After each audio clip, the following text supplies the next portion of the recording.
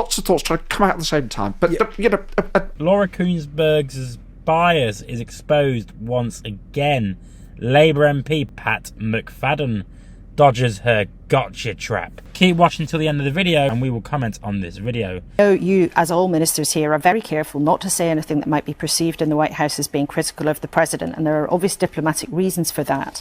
But this week, Donald Trump sent the stock market haywire by doing a sort of hokey-cokey with tariffs, big tariffs against Mexico and Canada that were going to be on, then they were off. There were the decisions that have affected Ukraine so profoundly.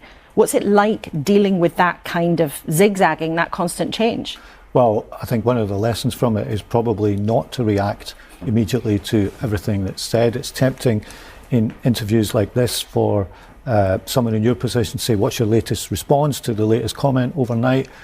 British ministers have adopted a stance of not reacting to everything that's said overnight. I think that's been the right thing to do. What's it like dealing with that zigzagging? I mean, you're being very, very open, actually, about how you are keeping your mouths shut. What we're focusing on is what happens, and it's what happens that matters. That's true of Ukraine, and it's true of the economic issues that you're talking about. We're focused on what happens, and what will guide us all the way through is acting in the British national interest. And remember, this is an important thing to stress. It is in the British national interest to maintain a strong alliance with the United States. It's long, it's deep, it's based on many, many things. It's been there for many years.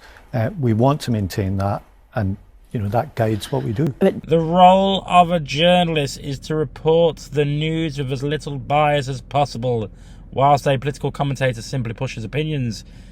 Yet, Laura Kuenssberg often blurs the lines, treating Tory ministers with kid gloves, whilst attempting to grill everyone else. Her recent interview with Labour's Pat McFadden was no different. She clearly wanted him to slip up and criticise Trump, but McFadden didn't take the bait.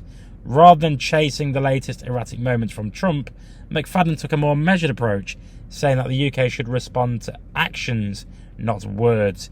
Given Trump's habit of saying one thing and doing something completely fucking other, this is a logical stance, but Kuenssberg wasn't happy with that, of course. She wanted a headline, a quick soundbite. That's what would stir controversy. Is the special relationship over? Of course it fucking is.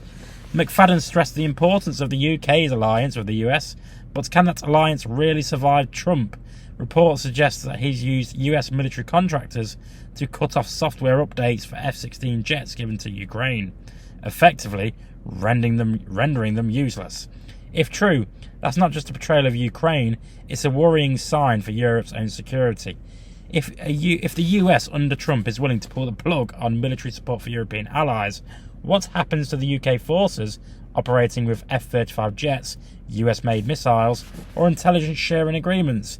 If Trump decides to sabotage NATO defence systems, what then? McFadden's diplomacy is understandable. No politician wants to openly declare the special relationship is dead, but it is time for realism. The UK cannot afford to ignore Trump's increasingly unpredictable approach.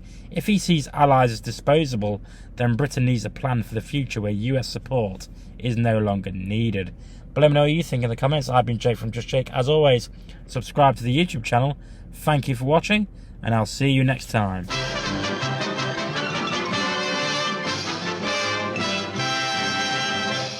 You actually made it to the end of the video. If you would like to subscribe to the channel, which, why haven't you already, is somewhere over there.